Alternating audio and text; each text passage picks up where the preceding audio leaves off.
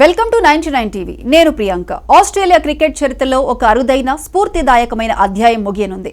ఆ దేశం తరపున ఆడిన తొలి ముస్లిం టెస్ట్ క్రికెటర్ గా చరిత్ర సృష్టించిన స్టార్ బ్యాటర్ ఉస్మాన్ ఖవాజా అంతర్జాతీయ క్రికెట్ కు వీడ్కోలు పలుకుతున్నట్లు ప్రకటించారు. సిడ్నీ వేదికగా ఇంగ్లాండ్ తో జరగనున్న 5వ యాషెస్ టెస్ట్ మ్యాచ్ ఆయన కెరీర్ లో చివరిది కానుంది.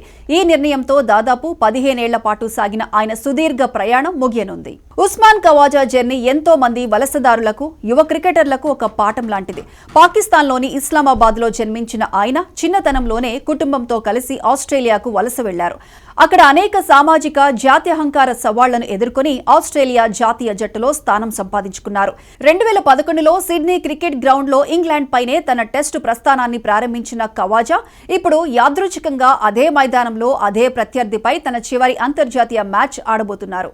తన కెరీర్లో ఖవాజా అద్భుతమైన గణాంకాలను నమోదు చేసుకున్నారు. ఇప్పటి వరకు 87 టెస్టులు ఆడిన ఆయన 43.39 సగటుతో 6,206 రన్స్ సాధించారు.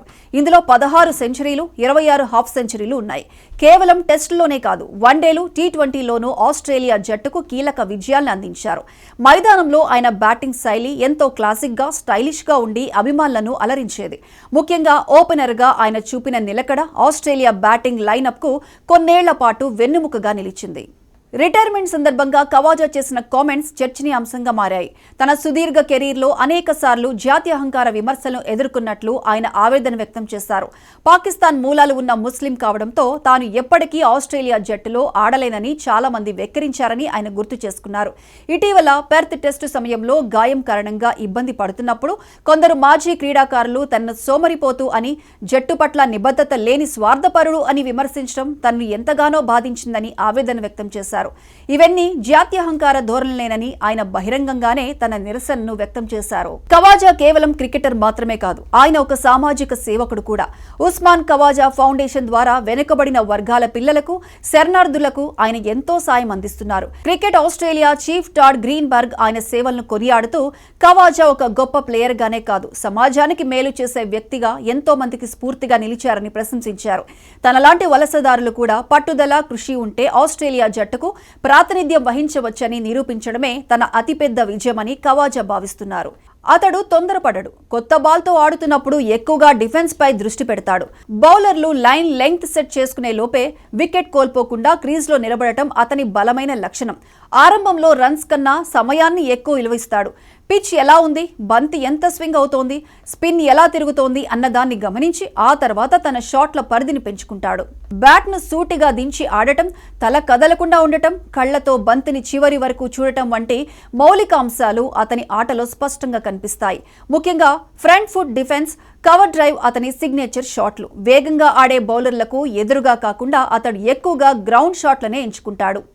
గాల్లోకి కొట్టే షాట్లు అవసరమైతేనే ప్రయత్నిస్తాడు. లెఫ్ట్ హ్యాండ్ బ్యాటర్ కావడం అతనికి అదనపు ప్రయోజనం. కుడి చేతి బౌలర్ల లైన్లు మార్చేలా అతడు ఆడగలడు. లెఫ్ట్ హ్యాండ్ బ్యాటర్ గా ఆఫ్ స్టంప్ వెలుపల బంతులను వదిలేయడంలో అతడు చాలా క్రమశిక్షణ పాటిస్తాడు. ఇదే కారణంగా ఇంగ్లాండ్, న్యూజిలాండ్ లాంటి దేశాల్లో స్వింగ్ ఎక్కువగా ఉన్నప్పుడు కూడా అతడు దీర్ఘ ఇన్నింగ్స్ లను ఆడగలిగాడు. స్పిన్ బౌలింగ్ కు ఎదురుగా ఖవాజా ఆట మరింత మెరుగ్గా కనిపిస్తుంది.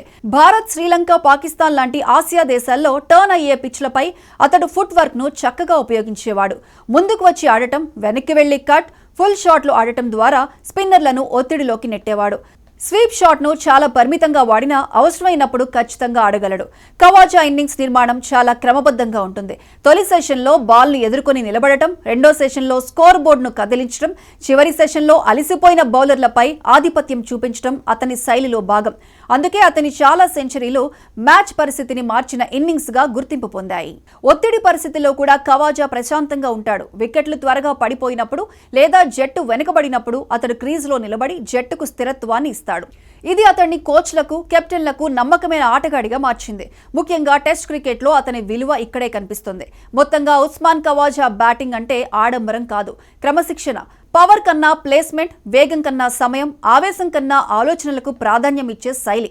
ఆధునిక క్రికెట్లో వేగంగా పరుగులు చేసే బ్యాటర్లు ఎక్కువైనా ఖవాజా లాంటి ఓర్పు ఉన్న బ్యాటర్లు ఎంత అవసరమో అతని కెరీర్ స్పష్టంగా చూపించింది. ఇక చివరి సిడ్నీ టెస్టుతో ఒక గొప్ప శకం ముగియబోతోంది. క్రికెట్ ప్రపంచం ఒక మేధావిని, పోరాట యోధుడిని మిస్ కాబోతోంది. ఖవాజా తన చివరి మ్యాచ్లో సెంచరీతో ముగించాలని ఆయన ఫ్యాన్స్ కోరుకుంటున్నారు. ఆయన వీడ్కోలు ఆస్ట్రేలియా క్రికెట్కు పెద్ద లోటే.